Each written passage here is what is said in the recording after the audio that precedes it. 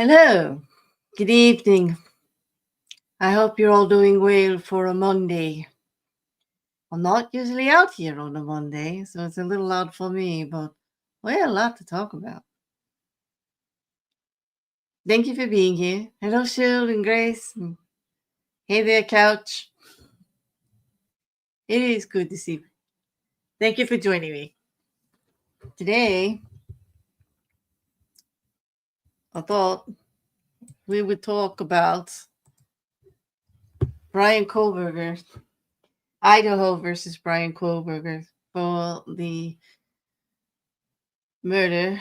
Ryan Kohlberger is facing charges for the murder of the Idaho Fall University students Aiden Chapman, Maddie Goldman, Zaina Coronado, and Miss Gonzalez. Gonzalez. Hi, Bliss. Hey, Shu. It's really nice to have everybody here. Well, there's been so much going on in the Idaho case against Brian Kohlberger. We talked about it at the last time that I did a live for True Crime and Legal Updates. We talked about most of the motions that the defense, led by Ian Taylor, had been denied by Judge Hippler in regards to keeping most of the evidence out. They tried to say that the search warrants for both Idaho and for Pennsylvania were invalid based on the testimony of one of the lead investigators, Brett Payne, trying to say that his testimony left out key facts and information that may have caused the grand jury not to indict. Judge Hippler did not agree, and therefore all of the evidence is still in, because along with that evidence against the search warrants in the affidavit for the grand jury, they had indicated every scrap of evidence based on the identification of Brian Kohlberger by using IgG, the genealogy test, DNA testing that they used to actually lead them to a family member in Brian Kohlberger and therefore to Brian Kohlberger himself. And it was one part of the leg of the investigation and one part of how they got to Brian Kohlberger. But the judge in the end did actually say that that wasn't enough, because although the FBI, because it was actually the FBI that did the IgG testing with the DNA, it, the FBI may not have followed terms of service with the site that they used for the IgG, one of those genealogy sites that, like X23 and, ID Me and all of those, they They may have skirted some terms of service issues with the site itself, but they did nothing illegal. And therefore, the IGG stays in. Now, yes, and hello, Pete. It's so good to see you. And as Pete says, Taylor is trying with everything. They really are. They are really doing the best that they can for their client, I have to say. It didn't. You're right, Pete. She actually tried Fourth and Sixth Amendment rights with the IGG testimony about that one spot of transferred DNA that is on a sheath, supposedly the sheath to the supposed possible murder weapon, which is not found on the scene. Just a sheath, a knife sheath that was found under, I believe it was Maddie's body. Now, the victims in this case are young. They are university students. The town of Moscow and the university itself devastated by the crime. Okay, it was a whirlwind investigation. Okay, there's lots of other evidence, but the DNA evidence is definitely key. I mean, you hear DNA and you're like, "Whoop, they were there." Oh boy, you know.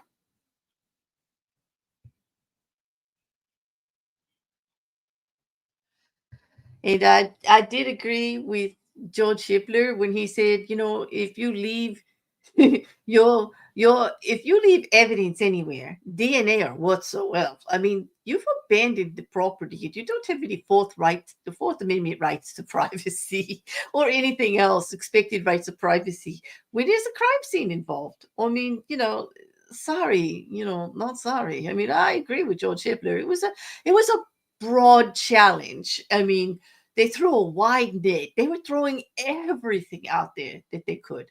But in the end, George Hitler definitely stated, sorry, there's just no way. There's just no way I'm throwing all this evidence out. I mean, those weren't his words, but basically in his well documented and well lawyered with precedent in cases in explanation, he just knocked them all down one to one. The same that he did with their death penalty challenge, which was quite extensive also. Um, that mostly Jay Longstead had written, who's no longer on the case, by the way. We did talk about that last time, but just as a brief update, he is no longer on the defense team. They brought in a new attorney who is more of a DNA presentator, more up on all of the different ways that DNA is tested. And that is going to become very valuable when we get to trial at the end of summer. Oh, if we get to trial at the end of the summer. But that's just a brief update of where we were last time we talked. Let's talk about what's happened since, because there have been motions. Oh my, have there been motions? And like Pete said, and Taylor, like they're throwing it all out there. Well, there's quite a few that I want to talk about. And I do want to give a little bit of a warning that some of the subject is going to be sensitive to many, possibly. I want to speak with the real language indirectly, like I always do. And I hope that you all understand. It is not my intent to judge or put opinion based on this. We're just going to talk about these motions that were filed in what it could mean for the case. So I may have to speculate sometimes here and there on what could or could not happen or how a jury may or may not perceive something. It doesn't mean that I am saying that it's a definite, okay? Um, because a lot of times it's not, like we're not in trial yet, and a lot of this has to be presented to the jury. And this judge in particular is one that wants all the evidence to come out and wants it in front of a jury and wants the defense and the state to bring their experts and bring their evidence to go to this or that and do opposing opinions on it and let the jury decide, because it's the weight of the evidence and not whether or not it should or should not come in. I mean, he really leans that way heavily, you know. George Hitler is a great addition to this case.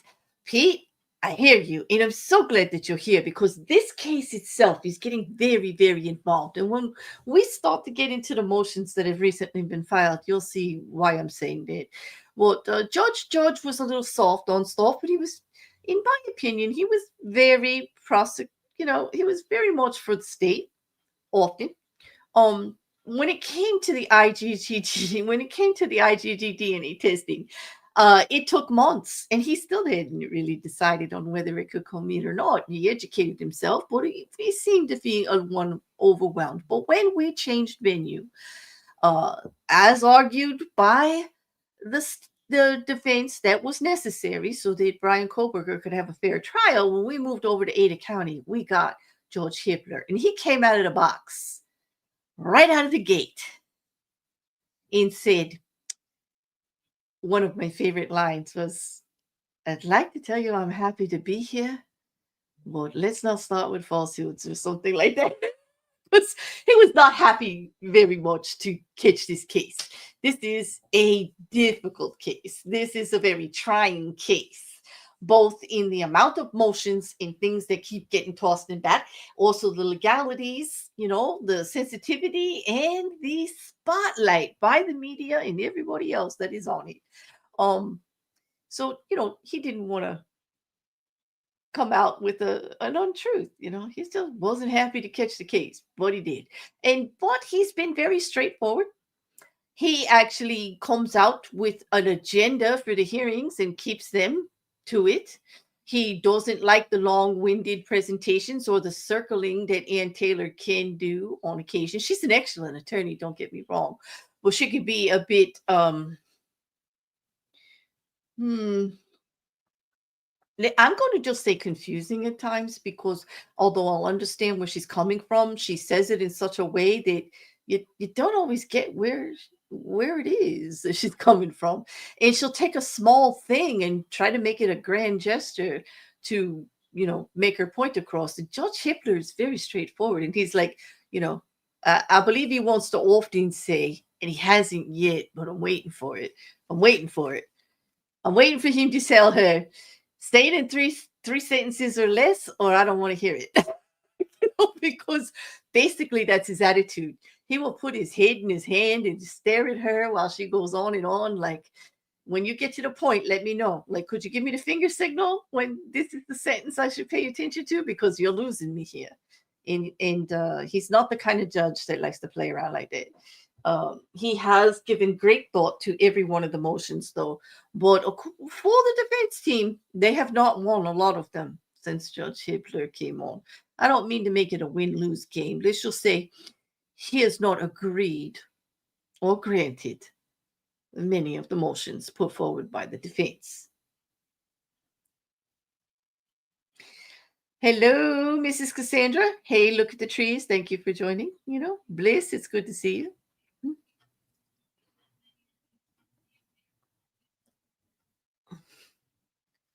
Well, all right, so let's get to the new motions. There's quite a few, and I'm not going to do them in order. But what I am going to do, because I chose tonight not to bring up a zillion screens. I just wanted to be with you and have a discussion and talk about these motions. But for those of you like myself that love to read them, Idaho put them all up on their site, and there's the link, and you can find every single one of them there if you want to get into the legalese or the actual language, or pontificate over the actual expunges of Ann Taylor in the way that she likes to present things, and the denials or acceptings of them, and also of Bill Thompson and teams of their counters on all of it. Zillion plus one year, Pete. I've missed you, Pete. It's good to see you, and I hope you're well. Hello, Maggie. Welcome. I'm glad to see you. Yep, I'm getting there, Pete. Don't jump the gun on me, dude. Unless you want, I'll drop you a link if you want to join me. If you can't help yourself, like, you're more than welcome. All right, since you're all talking about it in the chat, let's bring that up first. Okay. 3 mixed DNA samples found under the left-hand fingernail of Maggie Motive, one of the victims. Okay. That's new to us. A lot of what we're going to talk about tonight is new evidence in this DNA as well. It was a mixed composite profile, okay? And in the grand jury, there was an expert witness by the name of Miller that testified, that said that it was inconclusive. Now, one of the identified factors of that DNA was that some of it belonged to Maddie, as you would assume, okay?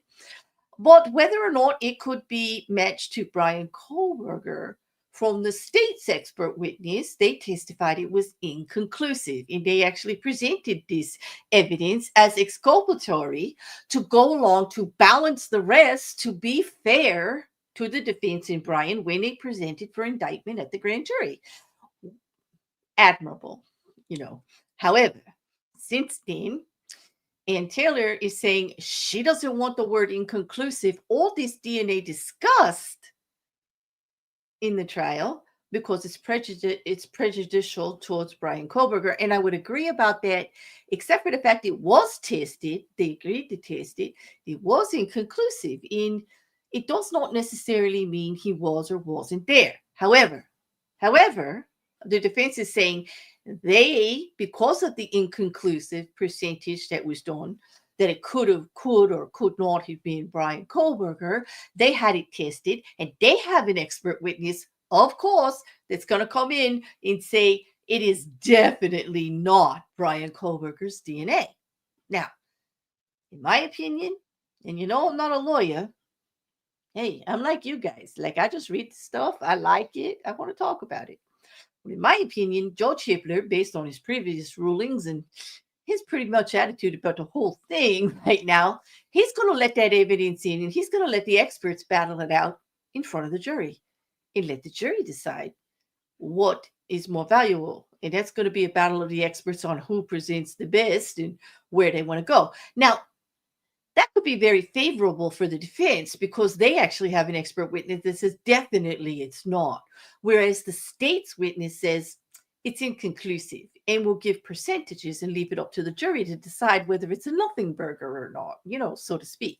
Now, that could go against the state because, historically, juries don't like when the state or the prosecution wastes their time presenting a case. If it's a nothing, I don't want to know about it, is the attitude. I'd be like that as a jury, and most jurors are. Would you not agree? Like, don't waste my time. You're not supposed to cloud the picture. You're supposed to lay down the facts. Let the defense do all the throwing dirt on top of stuff and trying to cloud it and put a little smoke over stuff. But the state is held to a different standard with the jury. They want the facts. That's it. Give me the case. Tell me what you did. Show me the investigation. Show me what you found. Give me the facts. I don't want to hear conspiracy. I don't want to hear what if. The state is held to that standard by the jury and everybody. Wouldn't you agree? So if they do present that evidence, it could go against them, especially with an expert witness countering it. But what do you guys think? Let me just look at these, like, based on that motion. Let me look at some of these comments.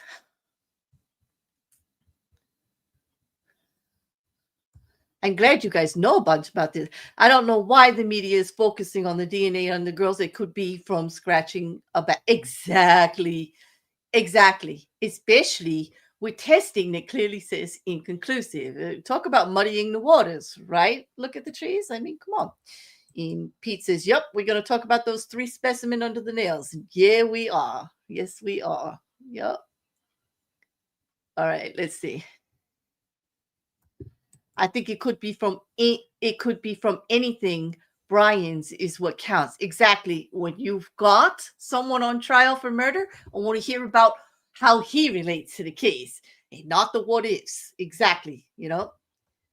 I don't think it's going to matter either. And I don't, Ann Taylor is actually motioning to have it exclusive. She calls it prejudicial. I do think the judge may let it in, but I don't think it'll go well for the state if they do. I mean, that's my opinion on it. Judge Hitler seems to be let the jury decide. I'm not going to say whether it's good evidence or bad evidence. That's up for the jury. That's up for the jury.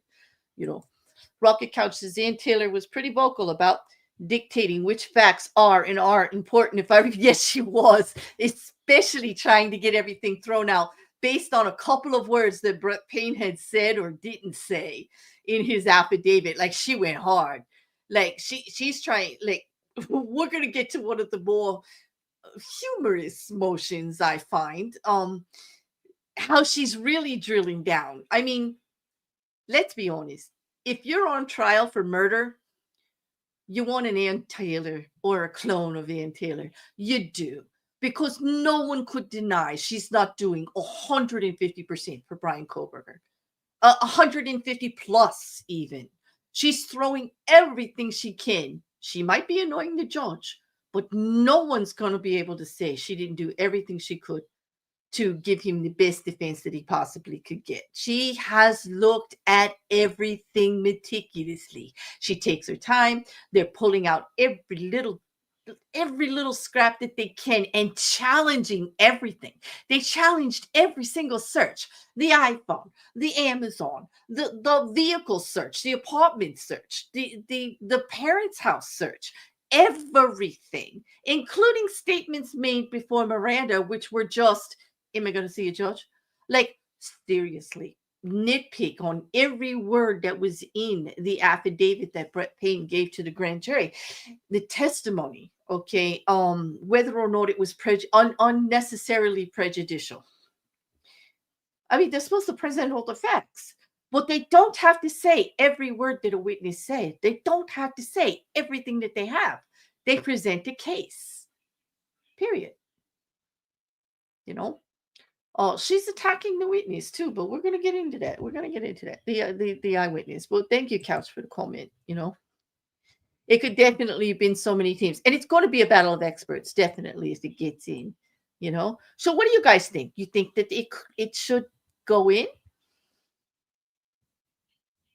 Do you think that they should allow it and leave it up to the jury, or do you think it's a waste of time?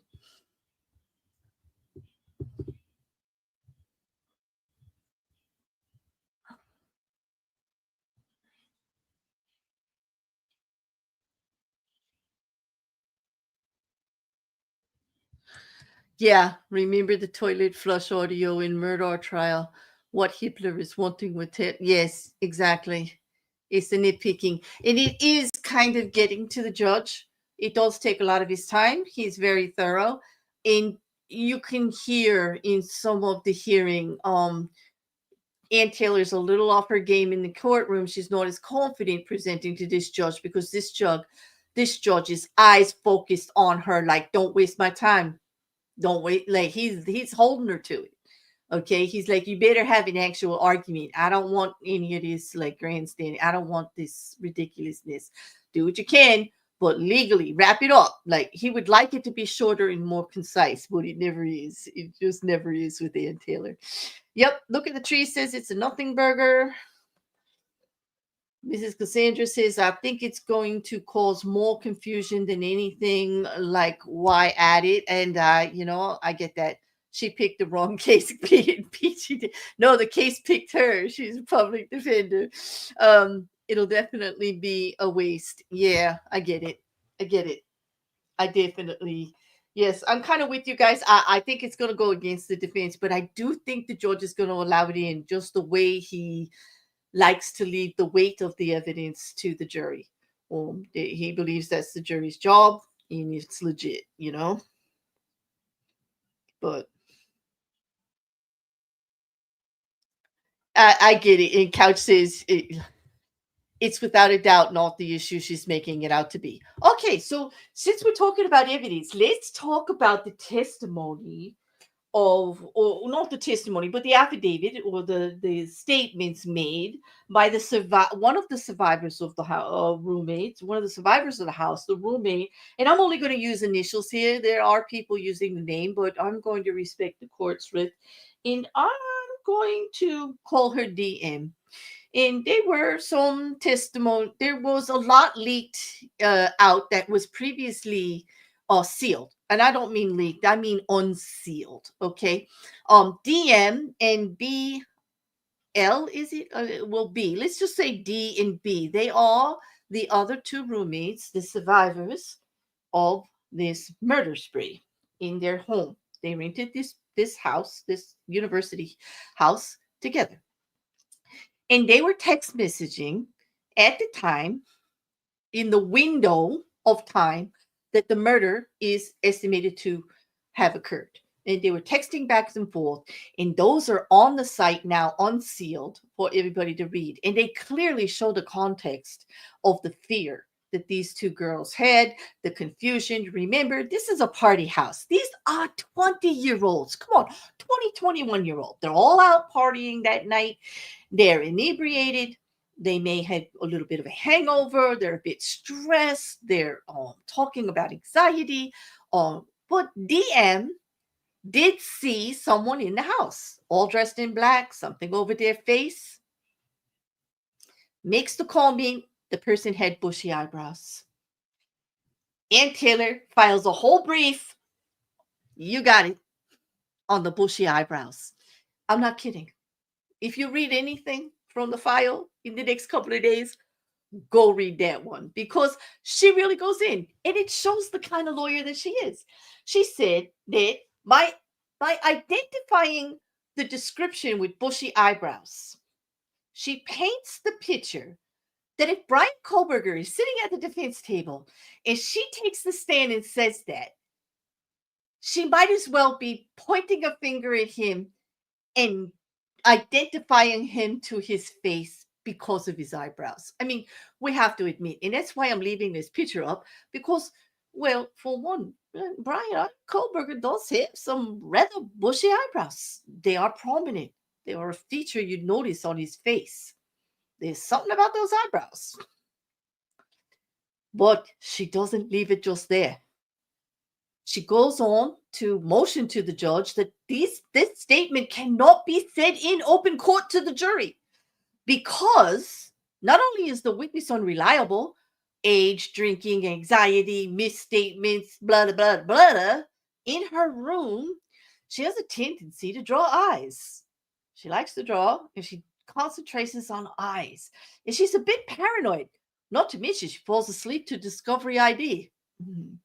You know, I don't know what she meant by that, but I used to do that too. And I don't think I'm unreliable. But anyway, she actually goes really hard that because of the drinking, because of her anxiety, because of she has these dreams of being chased and she watches the Discovery ID, that she may just be adding those bushy eyebrows in because of obviously she's obsessed by bushy eyebrows. I kid you not. It was one of the most amusing ones that I read. I think the judge is going to let it in because that is the testimony of the witness, and they will be her job to actually challenge that. She can bring in the pictures, she can bring in the drinking, the confusion, she can bring it all in. And then it'll be up to the jury whether they believe the testimony of DM, whether they believe that she could have been excited and still actually know what she's talking about, that she could have been afraid and still actually have seen what she saw. Okay. It's going to be up to the jury, right? And I do think that that's another one where Hitler's going to say, Miss Taylor, I get what you're saying and I get it's prejudicial, but lots of evidence is prejudicial. It's going to be up to the jury to put the weight on it that is appropriate on their opinion on what they think about it. Because there's really no reason to exclude. You can't cherry pick what someone's going to say unless there's no foundation for it. There is definite foundation for this. Would you not agree? She opened her door and she saw someone standing in the hallway. Someone who didn't belong there, that she hadn't seen there before.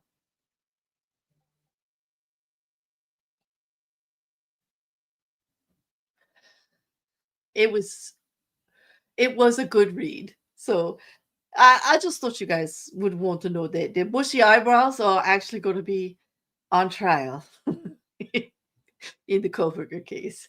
I don't mean to make light. It's a serious case, but you get it. I mean, come on. Sometimes these motions they kind of get to me, But again, Ann Taylor and her team are doing what they can for Brian Kohlberger. They're doing everything they can and then some, So, hey, Jen, good to see you. Hmm? Yeah. She draws eyes. Yes, she did. She drew lots of eyes. Like she should be discredited for her drawing of eyes. She had pictures on her wall. When you draw and you're doing things and you're fascinated by things. Apparently, she said that means like she also talked about like fears of being watched and dreams, nightmares that she had about like being chased and stuff. Remember, this is a survivor of a violent crime that happened just doors away in the same house she lives while she was sleeping. She's traumatized, no doubt. There's trauma here to both the survivors of that house. Just knowing what happened in that house while you were in it, you have a relationship with everyone involved that is no longer with us. There's trauma there, okay? And it's going to be difficult testimony. She's going to be under scrutiny on what is actually real that she remembers and what's not. But it will be up to the jury to decide because, she saw what she saw. It's how she explains it. It's going to come under fire, right? Similar to the Ted Bundy. Yeah, the unibrow. Exactly. That did a meaning, actually, didn't it? Yeah. Taylor is trying to have DM initial report where she says she was too wasted or felt like a dream. Exactly. But if you actually, when you go to the Idaho site, you can pull the text messages between her and the other roommate, and you can see that they were terrified. And that adds context because being terrified actually kind of induces adrenaline. Would you agree? And adrenaline can sober you pretty quick. Hmm?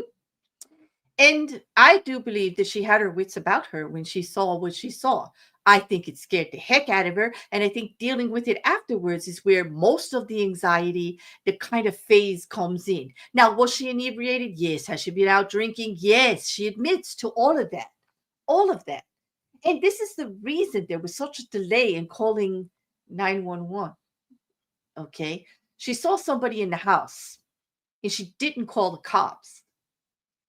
And she's being attacked on social medias for this a lot, which I think you all know how I feel about that. Leave them alone. Okay. Keep your noses out of a case. Unless you're the lawyer or somebody involved in it, don't be doing that to the witnesses. Don't be talking about them on such a personal way. Don't be demeaning their character. Like, who are you to do that? You're not the jury. Your opinion actually does not matter. And so take your bloviated selves elsewhere in regards to that because you're damaging the jury pool. And I think it's ridiculous. But it's going to come in. All of it is going to come in, but you can clearly see in the text messages how terrified they were, how confused. Okay. There was a delay in calling 911 because they didn't call based on that person because this was a party house. There were people in and out the house earlier that night. They didn't know if this was someone that one of the four had brought in with them. Ethan was staying over with Zana. The two girls were there. It was not unusual to have people they didn't know in the house. Okay, they're 20, 21. For all we know, there was a list, there was consumptions made that night that may or may not be legal, and perhaps they didn't want to actually throw themselves under the bus. We don't know. Nor, without putting ourselves in a position, could we know. Okay, but it stands to reason that a college party house, there's going to be some other factors involved that there may not going to be the first thing they do pick up and call the cops.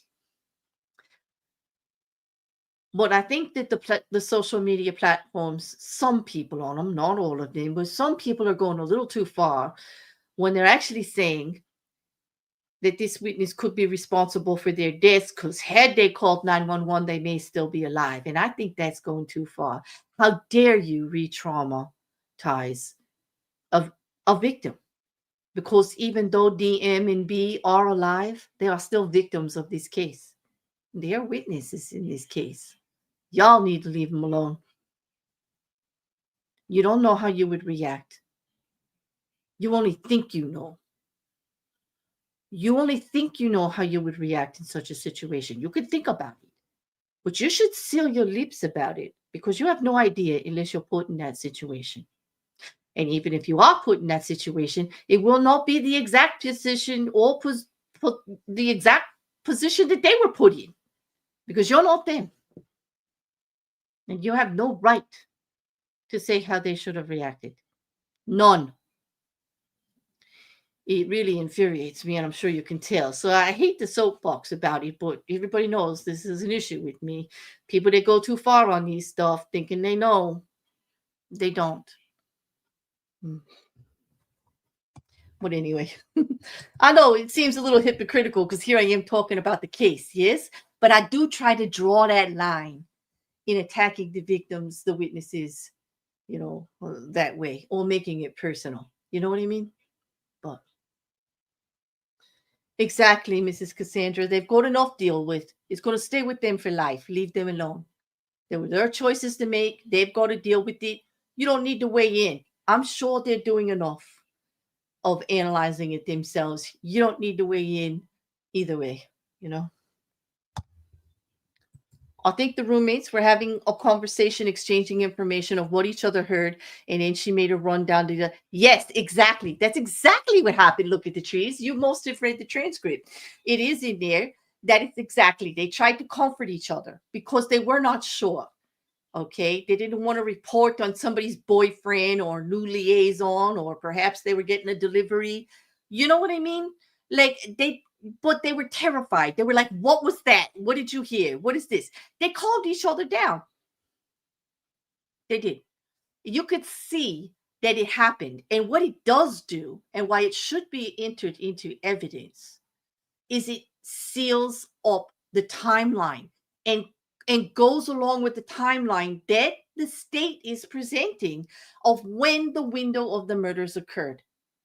It actually adds very relevant information to the timeline, to the fact that they were there, that they were awake, the Uber driver, the food delivery, all of it. Okay. There are things that correlate, collaborate, all the things and other evidence besides the statements of DN. And these text messages between the two roommates, the state wants to bring in. And of course, you know that Ann Taylor doesn't want them to come in. Is she?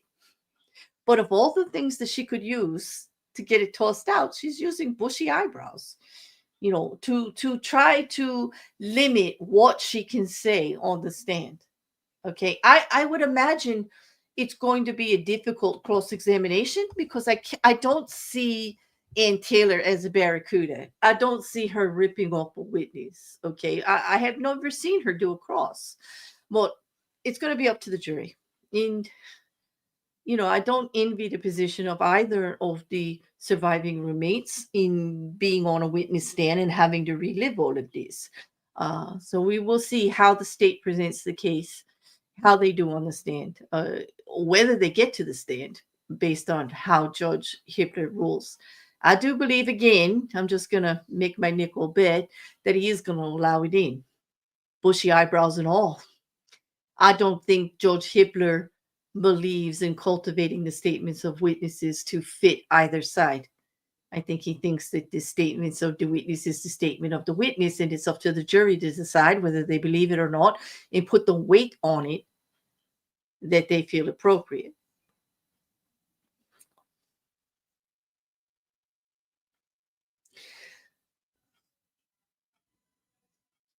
I think, I do too, Mrs. Cassandra. Mrs. Cassandra says, I hope they are getting any kind of help that they need, the support that they need. I do believe they are. I do know that DM moved out of the area for a while, and there was there was concern on whether she would testify or not. She would have been under subpoena. She may have come in as a hostile witness because I know the state, because of her statements to law enforcement that day, was going to try to get her in there no matter what. Well, she has agreed to testify now. So there's that. So just let me know now. Do you think the bushy eyebrow statement should come in? Do you think the text messages between the two roommates that night should come in? I do believe that George Hippler is going to allow them both over the objections of the defense, because I think they're pertinent and I think they are crucial. And yes, they're prejudicial to Brian Koberger, but isn't all the evidence? Come on. That's where George Hippler's at.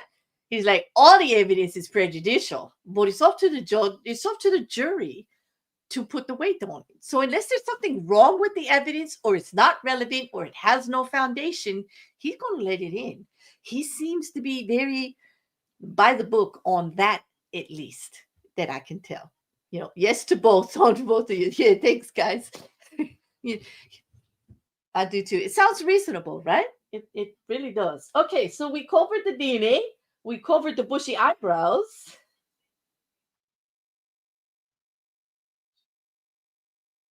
Hmm. All right. The next is the white Hyundai. We all know about the white car, right? Seen in the area. We're getting there, Pete. I'm saving that one. I'm saving that one. Pete, I swear, you want a job as a producer? Like, you could help me out a lot. I'm telling you. I got that one, but we're gonna do that one last. That's I got a lot to say about that one actually.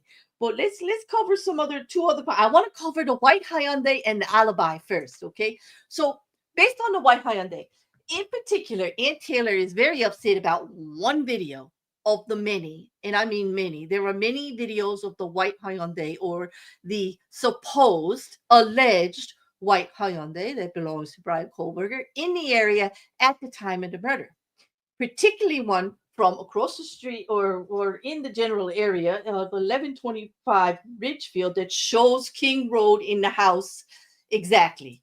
And there is a white vehicle that looks like a Hyundai but cannot be specifically said to be a white Elantra or Hyundai or whatever, has no label. You cannot see in any of the part of the video the license plate. So it cannot be definitively identified as the white Hyundai and or a vehicle belonging to Brian Kohlberger. So she wants it excluded, saying that the FBI that identified this video from the house across the street, we can't use it for time or anything because they cannot definitively identify that that is actually belongs to Brian Kohlberger.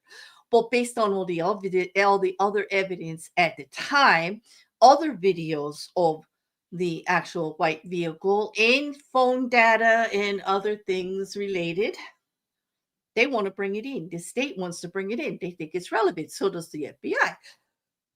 That'll be up to Judge Hippler. I don't blame Ann Taylor for having a motion to exclude it because, anything you can exclude is beneficial to your client. It is damning because it is very close to the time frame of the murder. It is the video that's the closest to the time frame and actually shows it right at the house. So it is very damning if the jury concludes that that is the white Elantra. Okay, but she does not want the FBI to testify that it is. The FBI testimony doesn't actually say that it is. It says a white vehicle, very much like a Hyundai, could be, but cannot be identified as such. From this frame and video over here, that is, to this one, well, it could be. It's kind of like if you have traffic cam photos or videos from one street to another, and on one street you see the license plate where you see the make and model of the car and you identify it, and then you have a couple of other videos where you see a white vehicle but you can't actually identify the make and model or the license plate. Is there a presumption that it could be it? Well, very much so. And that is what Ian Taylor is actually complaining about. That if you show this video, the jury is automatically going to think it's definitely Brian Kohlberger's, and that's prejudicial. This one, I'm not so sure whether Judge Hippler is going to let in or not, because it is quite damning, and it's going to be based on foundation. So it's going to be based on how the state argues that they did identify the white Elantra in the area, or the white Hyundai, as to Brian Kohlberger, how they actually came to that, because they did not with this video. And then they have to show how they pieced this video into it and how it becomes relevant. And depending on how they line all that up, there may be enough to allow it in. But I do understand the objection of Ann Taylor, and it's reasonable that she wants it tossed out. So we'll see. Hey, Sleet, how you doing? There is no DNA. There's nothing in the car. That's another thing. The actual examination of the car proved that there was absolutely nothing that they could find. Some receipts, this, that, and the other thing, but there was no blood. There was nothing, really that they found. That we know of yet. Because as we know, most of this case was sealed in the motions back and forth in the evidence, and it was excluded from the media, sealed on the site. And things are being disclosed to us now. There are things we didn't know. We didn't know about the DNA under Maddie's fingernails. We didn't know. Okay. I didn't know about this video. Okay. There are things that we didn't know that are coming out because of the motions and because things are becoming unsealed, and mostly the motions back and forth, which discuss the evidence that we didn't know anything about.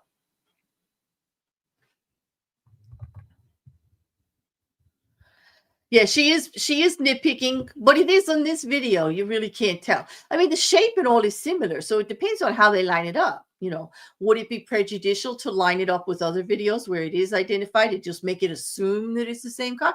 Yeah, it would. But it's because where it's located and the time that it's located that it's so damning to the defense. Okay, and I think that's why she's picking on that one. You know.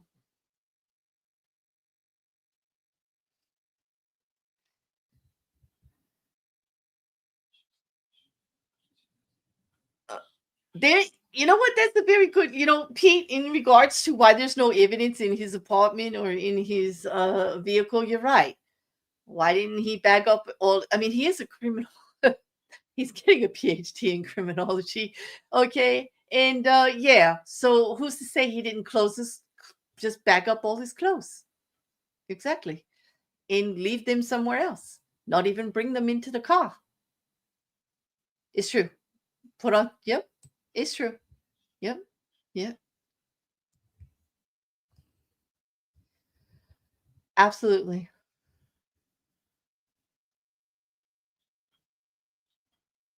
Yes, criminology degree. I agree. And that's going to be pertinent when we discuss the other thing you brought up. All right. But the other thing I want to talk about is the alibi. And the reason that she wants this actually out as far as this vehicle kind of ties in with the video of the vehicle, because Brian Kohlberger's alibi is that he drives around at night and he was driving around that night. And yes, he was in Moscow, but he was nowhere near over there at all. Well, here's an interesting statement from that motion that I found to be titillating. Yes, I use the word titillating because she says they have evidence, they have cell phone evidence that he was nowhere near there. Now, I happen to know that the cell phone data that's been released so far actually says that his phone was off during the window of time of the murders. So, what cell phone evidence does the defense have that actually states he's in the clear of not being over there at the time of the murders? Is it where he was before the window? Where he was after the window? Are they going to use a time frame reference and tell us if you go this fast at this and reasonable by that and that, like in the Murdaugh trial? Well, it takes you 8.6 seconds to do this, and then you're over here, and remember that, and you triangulate from this tower to that tower, and then we look at this phone that was dead and this phone that was active. That was actually quite thrilling in the Murdaugh trial, and it did actually go very badly for Alex Murdaugh because of all that evidence. And I think it's going to be very similar here. I think it's going to be very similar here when it comes to the cellular evidence in the GPS of the car, or the movements of the car, the video capturing of the car, and whatnot. I think that that's all going to be testimony on both sides for the jury to try to disseminate and pull out what is relevant to them. But just those words that she had cell phone evidence to prove that he was nowhere near the house, and therefore, since he couldn't have been near the house, that video in front of the house of that white car is not really, it needs to go. Like, she good. She good. She very good. Yeah. Yes, very much so. I agree with you, Trees. There's several similarities with the Bondi case. Sorority house, multiple female victims, the location. Ted had at least one victim in Idaho. Yep. They do. And also how quickly those murders happened. A lot of people have speculated because the window of time for the murders is like a little over 12 minutes. Can you actually kill 4 people in 12? Yes, you can, especially with a knife. Yes, actually, you can, especially sleeping victims. Yes, you can. And it's been proven that within 12 minutes you could do that based on where the rooms were and actually where he had to travel, and how messy everything was. It is said that Zana fought back. Based on the fingernails, now they're saying, well, maybe Maddie fought back also. Although it is only one hand and it is only one fingernail, that may be where they got the most. That doesn't mean there wasn't It doesn't mean there wasn't more DNA. For all we know, all her fingers were loaded with DNA. But the sample that was significant enough or in enough quantity to come up to multiple testing was from that fingernail. Do you know what I mean? We don't know about the rest, and we're not going to hear about that till trial, till the techs, the actual crime scene investigators testify about what they actually pulled for evidence at the crime scene. I'm very curious to see what that crime scene looked like, what kind of evidence they got from it. We've only speculatively heard that it was extremely messy. We are thinking with multiple stab wounds, which are based on the autopsy reports, that it would have been quite bloody and quite messy. We don't know the position of bodies, where they found. We know somewhat. There has been leaked, information based on the investigation when they first got there about where these the appearance of the bodies are.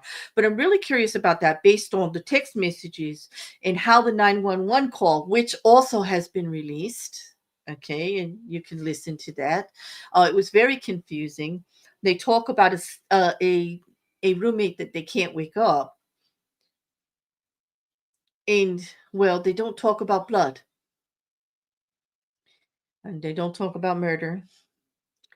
They don't talk about some, an invasion or anything like that. They just want to wake up the roommate. There's a lot of confusion in the 911 call. The neighbor, the roommates. I want to hear more from the criminologists that were on the scene. It kind of throws some light onto it that makes me question some things. And I think it's going to be very interesting. You know, well, Ryan Koberger's alibi has been deemed insufficient by the Commonwealth. They don't accept the statement. If you're going to present an alibi in court, you have to present foundation evidence. And so she's got a little bit of time, but Ann Taylor's going to have to release that cell phone information. She says she has to prove he wasn't there if he's going to actually use that as an alibi that he was driving around. She needs collaborating evidence to support her to get that into the record. You understand what I mean?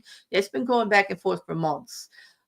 In her deadline for discovery and proving that motion is coming up. So we have to see. She's now starting to talk about that evidence. Now we just need to see it get into the, you know. That's right. Look at the trees. You're well versed on the Bundy case because yes, he did have a criminology major. Um, Okay. So that brings us at the end of our hour, gives us like 15 minutes to talk about it or a little bit more, to the most interesting motion that's been filed recently. Because for me, it brings up a lot of controversy. For me, I think it is the linchpin on a lot of things about Brian Koberger. Recently, the defense has filed a motion to remove the death penalty as an option again because Brian Kohlberger was seen by a neurologist and a doctor, and he has stated that Brian Kohlberger has ASD. He's on the autism spectrum. He has autism spectrum disorder. Based on the symptoms, it looks a little more like Asperger's, considering the fact that he's going for a PhD. Well, she says it would be criminally illegal to give the death penalties to someone who's altered this way, kind of like a limited defense for decreased faculties. That it would be very prejudicial. Now, there are laws in many states that say you cannot put someone with an altered faculty to death, whether they committed the crime or not, because it would be unfair. And in a way, I disagree. They are not mutually exclusive. I get that. ASD and ASPE are not mutually exclusive. They are both on the spectrum. Okay. Asperger's presents a little bit differently.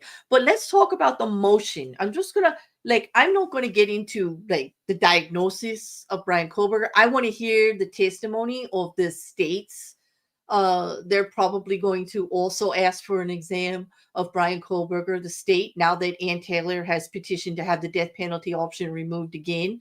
The reason the state is going so hard for the death penalty is there are 4 murders here.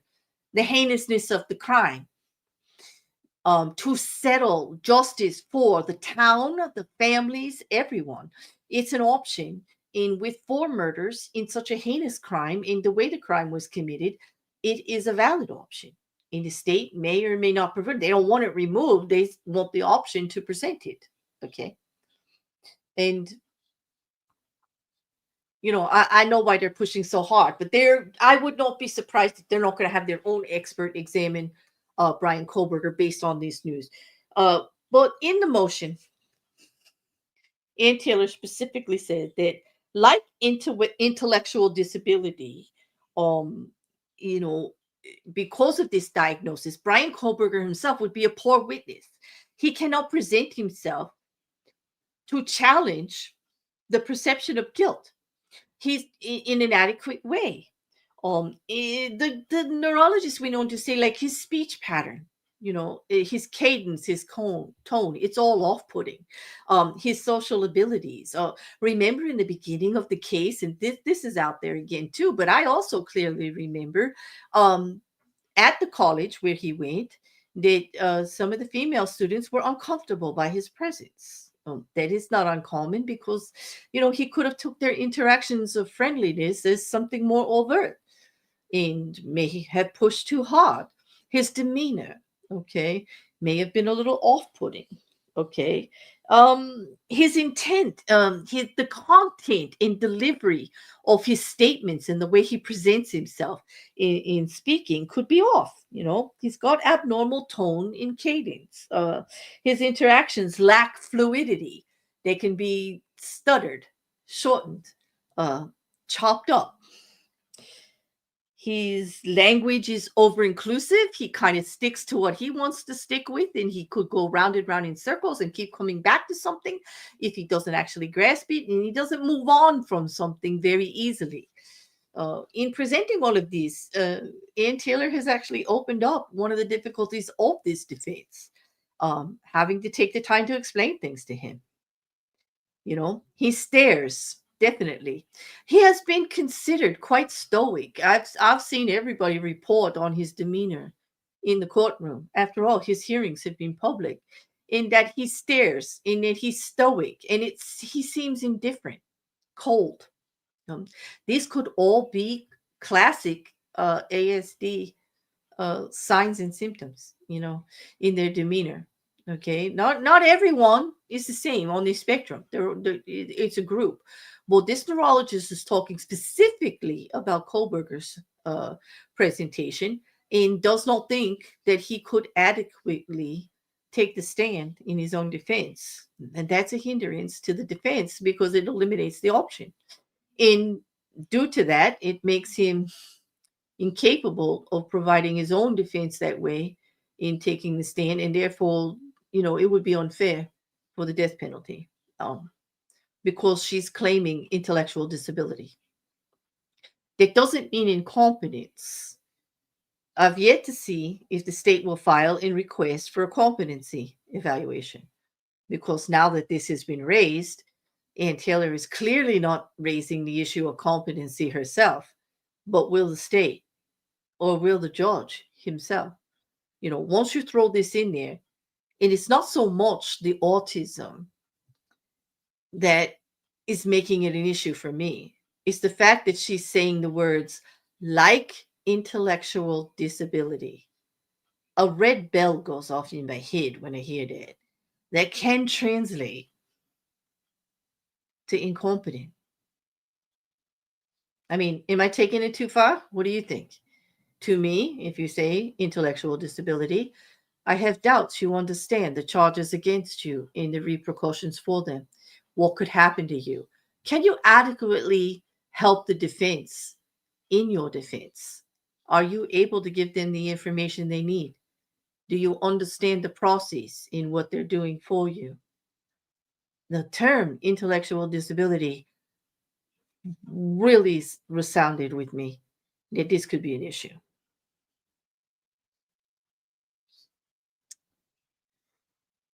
Oop, looks like you got a bot to kill over there. Good job there, Couch. Thank you so much. Hello, tomorrow, kiddo. Just in time. It's like the issue of virtual signaling, like this, but not actually it. True, tomorrow, kiddo, except for they did diagnose him with it. They are saying he has it. He's an adult with autism. That's what the one neurologist is saying. But I don't think he's going to be able to take the stand based on it. Not that many murder suspects do. I think Alex Murdoch's the only one I saw, you know. Pete says he stares, so what, you know? Yeah, I get that. I get that. But, a neurologist is saying why he stares, and that's the what, that's what makes it an issue. Okay. This is what she is dealing with BK behind the scenes. They're just playing each other with roles. Exactly. It makes it I can understand what she may or may not be dealing with. It kind of sheds some light on the situation. It also gives me doubts that whether he can actually contribute the way he needs to, especially with that alibi or anything. Was he able to tell her where he was and what he was doing? Did he not pick up the details? He could be very detail oriented or not. Everybody's different. To anything he saw, anything that he saw that might have had a camera that could have actually shown him someplace else. These are adequate questions. I mean, these are relevant, not adequate, relevant questions and situations that relate to his defense, a proper defense. And this is the first time we've heard it. But remember, it could have been there all along because everything was sealed. It's all coming out now because George Hippler has said, enough of this with the behind the scenes. Everything, like, we got to do some transparency here. Y'all filing every damn thing under the cloak of darkness. If that's over with, you need a reason to seal it now. It needs to be extremely prejudicial, or you want to protect a witness or something in particular, and you need to petition me for the reason, or we're no longer doing this. He said, nope, nope, nope, nope. That was that judge. You got me now. I'm done with all of that. And he opened it all up, including all of the testimony in regards to the IGG testimony. That closed hearing that happened under his watch, January 23rd, I believe. That's all out there now. It's like 137 pages. It was a dry read. Well, there was some interesting tidbits in it if you like that kind of stuff. Oh, I'm fascinated by the fact of these new technologies that are in DNA, how far we are becoming advanced, and how the legal system has to keep up with it. And there are several trials where DNA is going to be paramount. We've got Paul Canero in New Jersey coming up in a couple of months, where they were able to actually, with new technology out of a system, Strirex or something out of New Zealand, that was actually able to say combination DNA, where there's multiple DNA contributors in the smallest little dot. And that was important because there were 4 victims in this case also, and it was mixed with seed DNA, and it was a very tiny spot on a piece of jeans. And it all came under challenge because that particular type of testing and that actual method had not been used in the state of New Jersey yet. The whole big hearing, it went on for weeks, just based on the methodology. Okay, in actually Suffolk, New York, in the in Rex Harriman's case, DNA paramount, linchpin to the whole thing, actually nailing a serial killer, allegedly. But DNA in the use of it, and whether or not we can, in the Brian Kohlberger case or any case, it is a linchpin. That and actually electronic data like GPS, what our vehicles and our phones are saying about us on a daily basis. These are all linchpins in these cases these days, and the technology is ever evolving, which makes it fascinating because the laws don't always keep up with it. And whether or not that type of evidence or that type of testing has been presented in a court system in a particular state or county can be valid for the defense to try to challenge it just on that. Just on that, you know.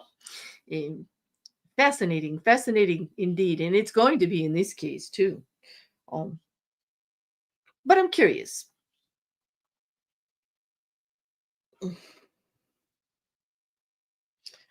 Do you think because he's odd, his demeanor, he's a little stoic in the classroom? I mean, the courtroom. Gosh, why do I keep saying that? This is like the fifth stream that I have said classroom instead of courtroom. I think I miss teaching. Not that I was a teacher, I was an instructor, which you can be in community colleges, in colleges when there is something that you happen to be pretty good at and they test you to be kind of, I wouldn't say expert, but prolific enough to teach others to do it. And I enjoyed it very much at the end of my business career. I really did, you know. Well, I think I miss it. So sometimes they sound a little preachy. That could be why. Sorry, guys. But anyway, in the courtroom, this is going to be quite the battle with the DNA in the cell phones in vehicle testimony. Uh, I agree. As an autistic, I know what I'm doing. He knows what he's doing. Intellectual disability is just as Claire says, not easy to explain things in social issues. Thank you, Shill, and thank you for weighing in. It is important to hear from others who are also on the spectrum. I deal with multiple people, personal in my private life, in online, elsewhere, with adult autistics on a regular basis. And each one is an individual with completely different issues, social issues, and abilities or non-abilities. But the term intellectual disability, to me, is going to make most people think competency. And I am going to be looking to see if we perhaps do have a competency request from the state or the judge himself. We shall see. Now we've got some hearings coming up for Brian Koberger, and all of this will be put out. I don't think Judge Hippler often waits for the hearing to release how he feels about any of these motions. Okay, you can read the Commonwealth's response, or actually, the state's response, the state prosecutor's response to all of them on the Idaho site that I listed below, and I will list it again for you. Those of you coming in later, or because it gets lost out there, so far back on the chat, because you all have been so wonderfully chatty in helping me out here with the questions and the answers. But how much do you think that this new statement by the defense in regards to Brian Kohler's uh, ASD, how do you think that that's going to play as far as the jury? Will it become evidence of not guilt? No. There's no reason an autistic can't be a murderer. He's a college student at the PhD level. It would be hard to prove he was incapable of murder. He is a strong, physically able person. We see him in the courtroom. That's not going to be part of it. Whether or not he can contribute to his defense is the issue, and whether or not that's a factor for taking the death penalty off the table.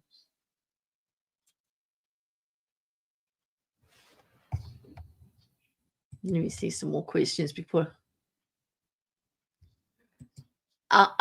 Pete, I think it's a reach also, and I think that's why it's one of the last motions they're filing. Like, we're getting down to the wire now.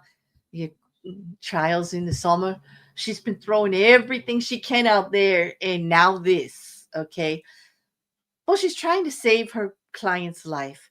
If he is found guilty, she doesn't think he should be put to death. And I think that's a relevant thing to discuss. He could be guilty, but is he worthy of the death penalty? Is it something we should actually apply to somebody that may have had any kind of issue in understanding or being able to communicate? Anyway, if he cannot adequately present himself as innocent because he's got quirks, because he appears unlikable or weird. I mean, let's just talk real language. Maybe he's like, doesn't present like they would normally expect somebody to present. Is he able to show remorse or just like, oh gosh, it couldn't have been me? Is he unflappable? You know what I mean? Like, is he able to actually be genuine and to the jury in a presentation that would actually look a little less guilty? Or because of his quirks, so to state, by definition of the motion. I'm not saying he's quirky, and I'm not saying he's weird. She didn't use that language, but a lot of what they're saying does paint that picture. This that he does not relate the way others would expect in what they call so-called, in parentheses, normal manner. I hate that word, but still, you know what I mean? It is an issue. It could be prejudicial. It could make the jury assume things about him that aren't true. Because he's stoic and stares ahead, does that mean he doesn't care? Does that mean he's not paying attention? Does that mean he's unaffected? You see what I mean?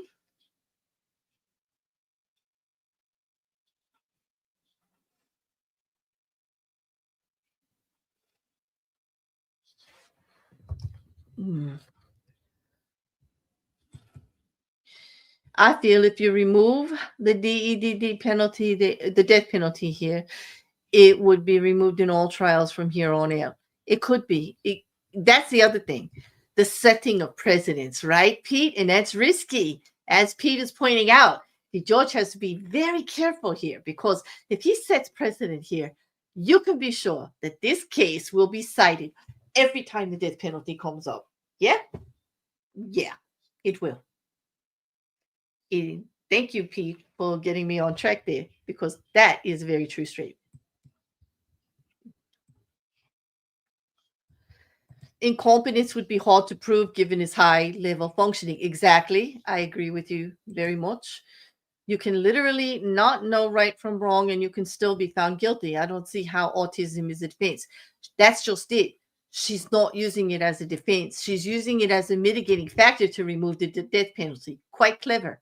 I think she's very fully aware that autism is not going to be considered a defense and would be somewhat offensive to present that way to a jury, in my humble opinion. I know I would take it offensively.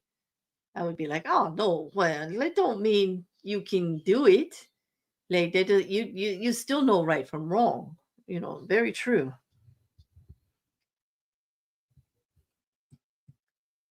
Autism is a defense, and by which I mean psychopathy. I understand. I understand what you mean there. Totally.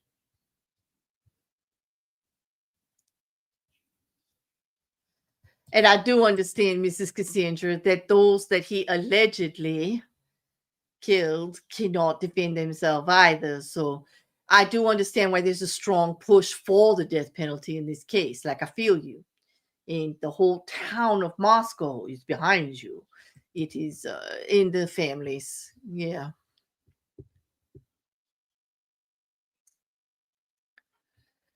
I do. Yep. In under 12 minutes. I get it, Pete. 7 to 8 minutes. And had an ulterior outfit ready next to his car afterwards.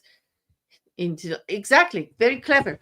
Well, that could also, the argument there could be that the ASD actually aided him in that. We would admit that one of the actual signs or symptoms of an ASD, or particular behavior of ASDs, could be hyper focus in the ability to focus on details, to the thing that he would have the down, down, down. Like he would have an extreme plan and be able to stick to it.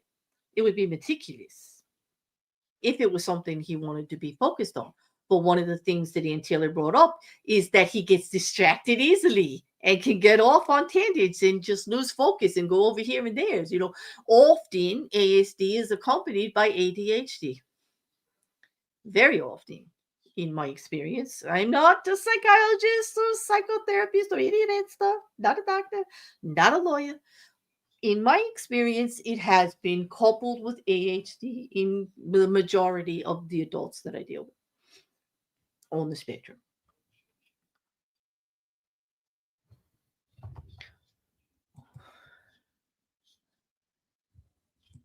In your experience too? Thank you, Couch. Hyperfixation would track. It does with me. I think that would definitely be a trait that we could assign to Brian Koberger. And I would use just the fact that he's going for a PhD in criminology. In regards to that PhD in criminology, his history at the college itself, he was argumentative with professors. He was making students uncomfortable. All of this fits with his what we will call quirks, his social interactional quirks. Can we put it that way? Just doing it, you know, different than everybody else, and just unexpected responses, unexpected reactions, the topics circling around, bringing things back to himself a lot, bringing things back to things that may not be relevant to the conversation at the time, which was one of the things the defense mentioned is so difficult in his defense, is that when they're trying to explain something to get him to him, he will circle back around to something that is so small or irrelevant to the whole thing and not focus on actually what they're trying to put there for him, and so he's not adequately able to help with his defense in that way. It makes it very difficult. Mitigating factor sounds like it's like an excuse, although not legally the same. I get that tomorrow, kiddo, but mitigating factors can go in both directions. They can be used in charges, in sentencing. Mitigating factors mean, yeah, he's guilty, but, or yeah, we're going to charge him with this and we're going to enhance it because of, like in New York, a mitigating factor is, did you use a gun? Well, here's another charge. Boom. There you go. Okay. In murder, mitigating factor, how egregious was he? Were there multiple murders within the same period of time or close together? Mitigating factor, the I mean, another murder case that I saw, like 31 stab wounds. Are those mitigating? I think that's a mitigating factor. One in the right place will do it. If you got to do it 31, passion, heat, aggression, mitigating factors. Mitigating factor is an enhancement. And it could be used for defense, for charging, for sentencing. Mitigating factor could be, I have no record. I've never done a crime. My crime is not one that should be overly penalized. Mitigating factors. It's not meant to, it's more a general term than more, but it is a legal term. It's used in the legal system everywhere, you know.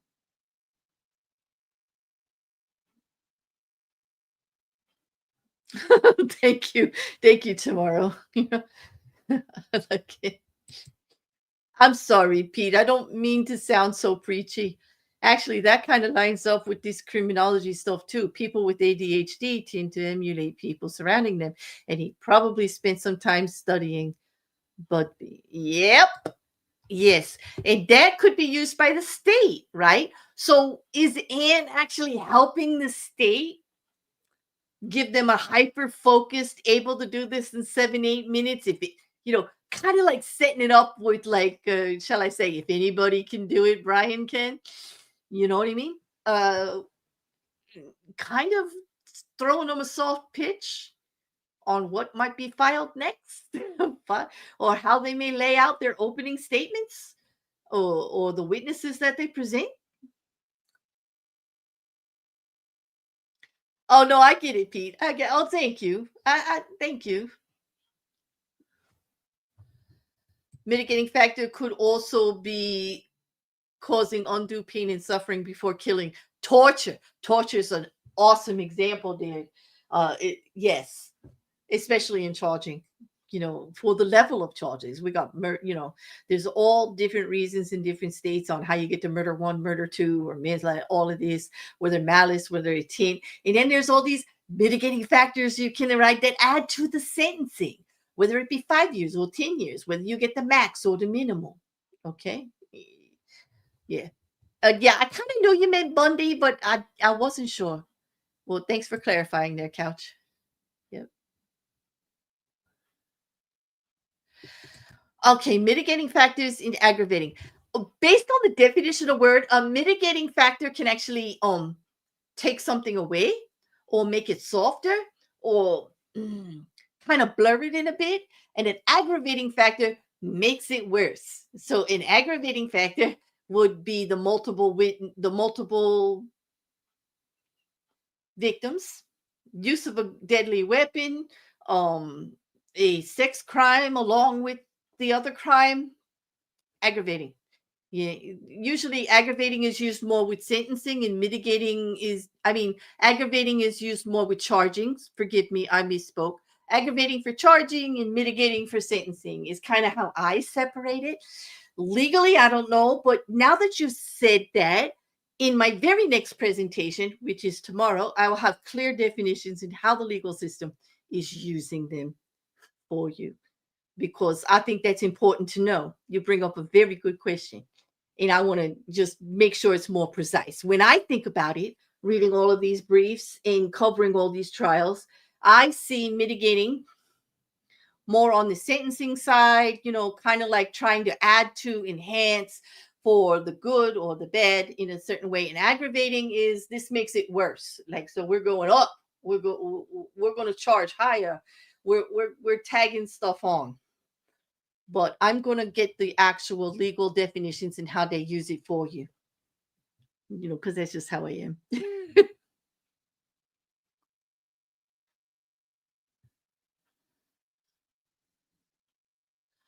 In his study of Bundy, was he annoyed that women didn't find him as attractive? Sorry, is incel rejection a factor? I think incel rejection could be an aggravating factor. Um, but it could be a mitigating factor too. On to is he accepted in society? Did he have a chip on his shoulder? You know what I mean? Like, yeah.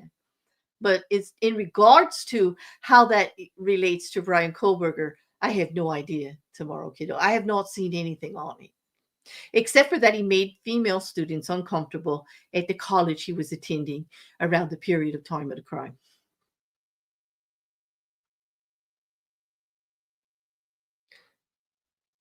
Whatever. Thank you, Couch. Whatever the actual definitions are, whatever the case, the important thing is we know what you mean by it now. Well, thank you. I'm glad I was able to explain it, because that's my purpose. That's what I love about being out here.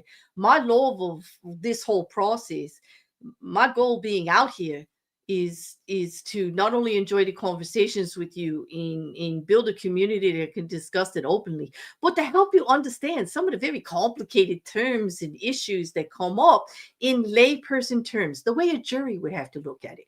So, like, just like, not as a lawyer, not as a medical doctor or a witness, or any of that, not as an expert in anything, but just as, you know, taking it apart, looking at what the terms actually mean, looking at the case like for what it is on a layperson's term.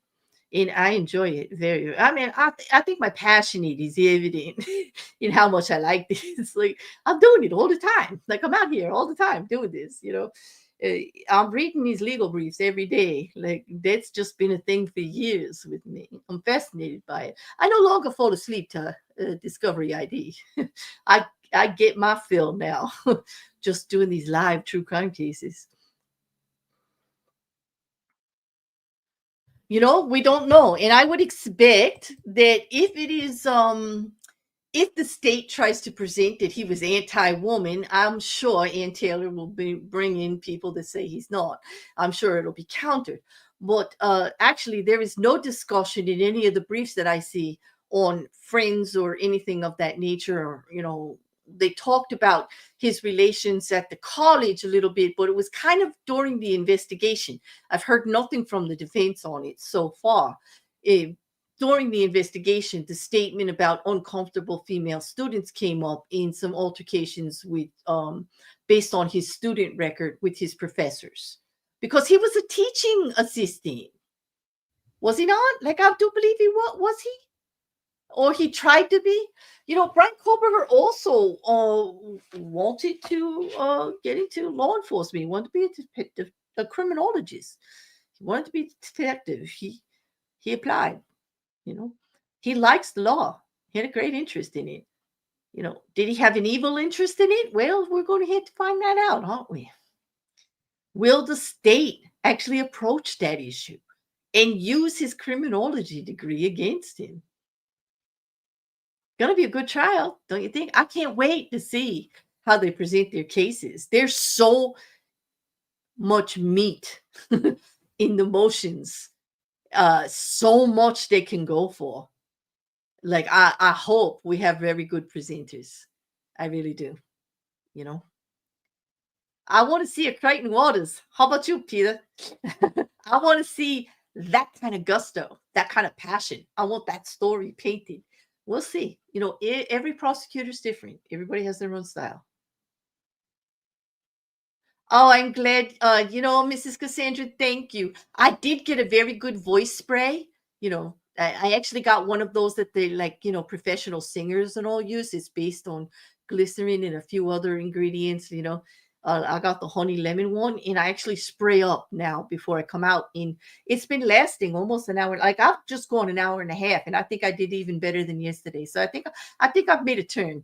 I think I'm healing well you know.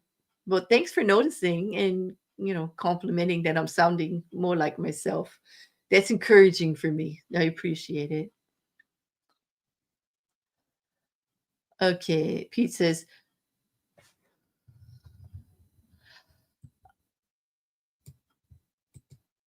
he he one time had his female friend drive him around looking for H without her knowing. You saw that in one of the motions and I missed it, or I'm not recalling it. Oh, H? I don't know. Is you mean illegal H? Like a bad H? Hmm.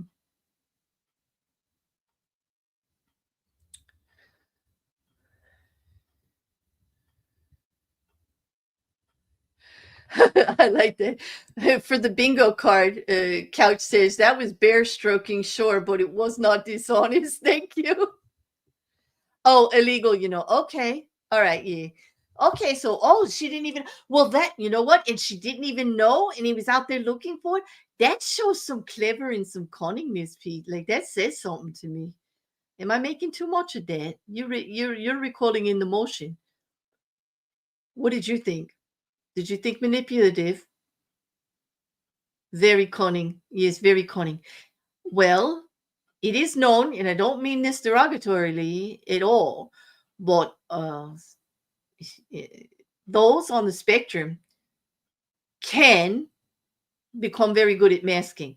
And masking is it's kind of a form of hiding their anxiety, hiding their uncomfortableness, hiding the fact they don't feel a true emotion, even though they're making an emotional statement. Hiding I don't even like the word hiding because that kind of sounds sus.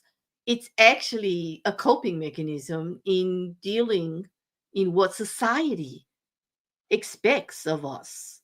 It is not something they want to do naturally. It is not something that comes naturally. It's something that they kind of feel forced to do, kind of like, fake it till you make it or to get along. But masking's a thing, and masking can require some talent. And actually, the word cunning sticks out to me, Pete. I think if you could drive a friend around, have a friend drive you around for hours while you look for anything, and they're unaware of what you're looking for, and that takes some skill. It is hiding, not kind of. It is. I know. I just don't like the negativity of the word hiding. It is hiding an aspect of your personality. It is hiding something that you're feeling because you think it might be inappropriate or not acceptable. I get that, Couch. What I'm trying to be is not derogatory in the statement. I know it's a fact. Masking exists, and to some extent we all do it. Let's be clear. It's not just an ASD thing. We all do it. I'm on YouTube. I do it every day. Let's be honest. Like, you'd be a fool not to admit that, right? I know who I am. Yeah, I'm on YouTube talking to all of you. There is some masking involved, is there not? You know, it can be used as self protection. Tomorrow, kiddo is wrong. You know, I don't want to sit up here and act like I'm an advocate or anything for autism because I'm not actually an advocate. I don't have it. I would never presume to know everything about it or that I can speak for anyone with autism. But am I an ally? Yes, I am. I will constantly, and forever bring forth the issue that individualism exists That one person, if you have met somebody on autism, you've met one person on autism, that the individuality exists. Judging them as a group is wrong. That there are common traits that not everybody has. It's a basket, a plethora of things that you could pick and choose, just like any disorder. Okay, but competency isn't always involved, and that's why the use of the term intellectual is disability really stuck me, and I'm kind of offended um that Ann Taylor used that, although I know she's doing it to protect her client and she's doing it with good intention. Well, whenever you start to challenge someone's intellectual faculties based on a disorder that actually has immense probability of intense faculty, more faculty than most of us in some cases, I get offended for them. But I can't speak for anyone with autism, and I won't. It's just my perspective.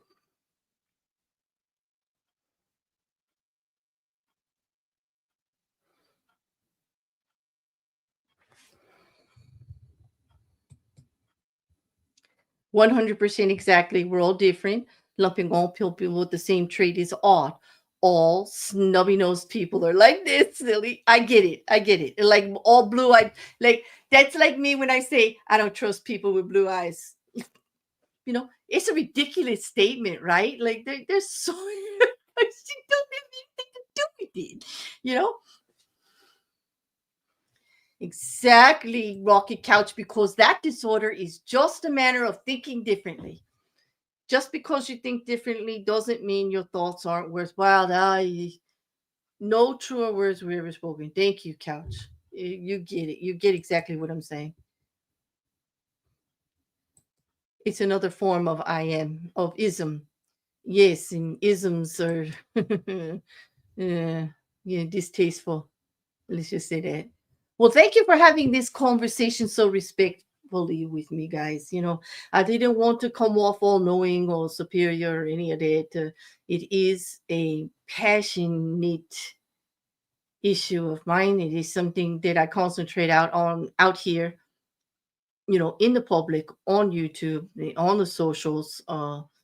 Like I said, I'd be an ally. I'd never claim to be an advocate, and I would never speak for anyone that's on the spectrum. But am I familiar enough to know some of the issues and to take exception when I feel that prejudice is being made, or, judgments are being made out of turn? Yeah, I will, because, like, I'm a woman named Bear with a mic, and I definitely have a lot to say.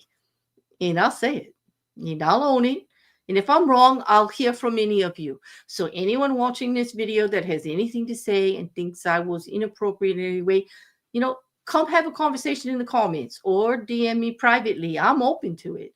I can only get better with your interaction and with the knowledge of what you feel was right or wrong. But I don't think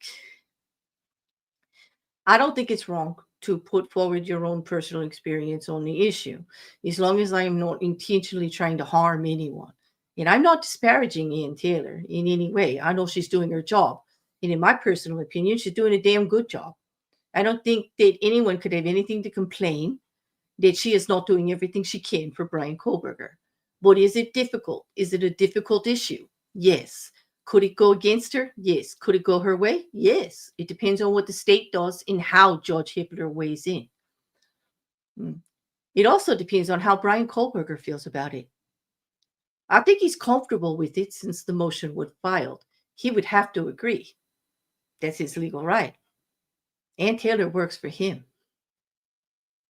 So I think he's behind it. As far as it may have been her idea to file it, but I think he agrees. That's what I mean by behind it, not that he came up with the idea. I mean, I think he's on board.